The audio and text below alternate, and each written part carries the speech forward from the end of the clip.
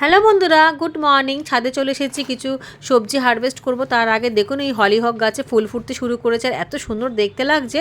তো সবার আগে কুমড়ো ফুল তুলবো। এখানে 3টে গাছ আছে, 3টে গাছের মধ্যে 3টে ফুল ফুটেছে। এই গাছগুলোতে আমি সারাটা শীত জুড়েই আমি ফুল পেয়েছি। আরও উপরে গাছ আছে, এমন নিচেও গাছ আছে।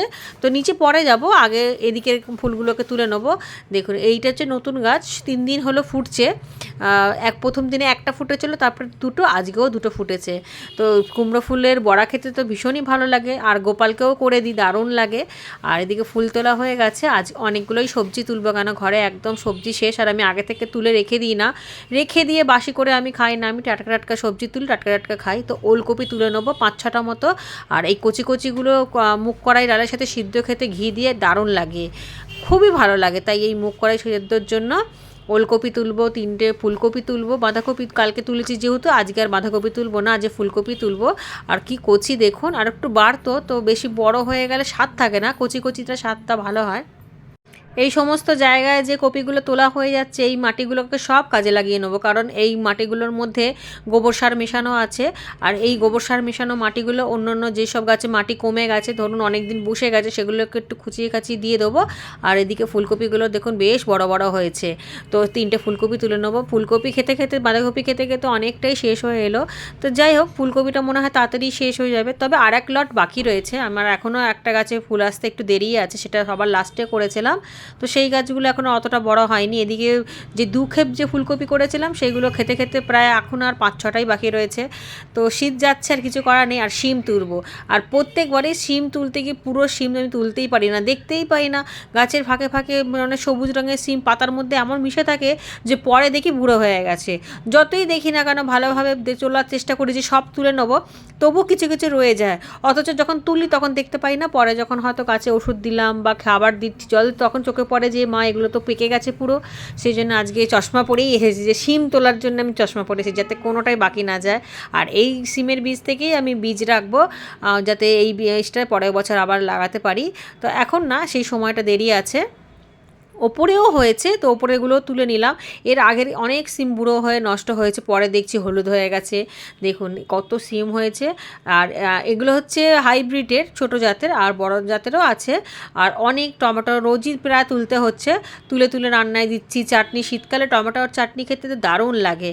তো অনেকই হয়েছে। আর এদিকে চেরি টমেটো গাছ থেকেও প্রচুর টমেটো পাকতে শুরু করেছে। তবে তবে এখানে শুধু চেরি টমেটো না, এমনি নর্মাল টমেটোরও গাছ আছে, মানে যেটা বড় জাতের হয়।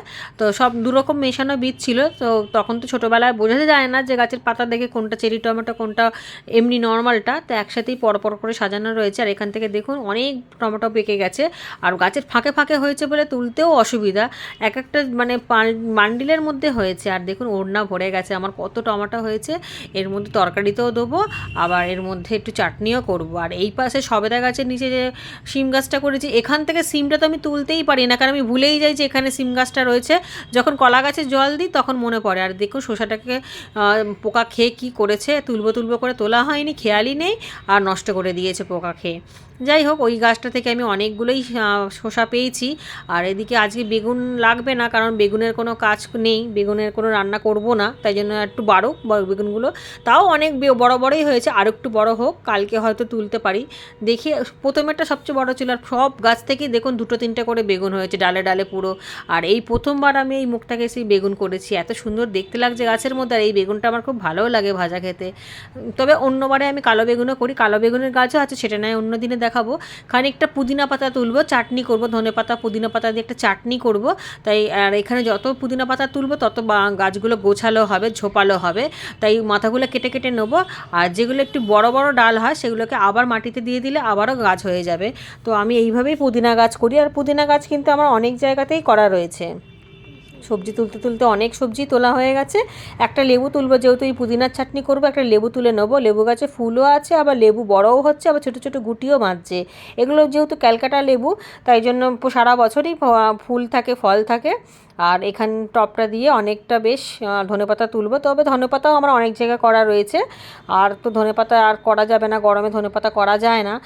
অন্য অন্য জায়গায় ওয়েদার একটু ঠিকঠাক থাকলেও তাও হয়, আমাদের এখানে এত গরম পড়ে তো হয় না। তো দেখুন আমার এখানে সব কিছু নিয়ে 10 রকমের 10 রকম না 9 রকমের সবজি হয়েছিল, আমি গুনে দেখেছি।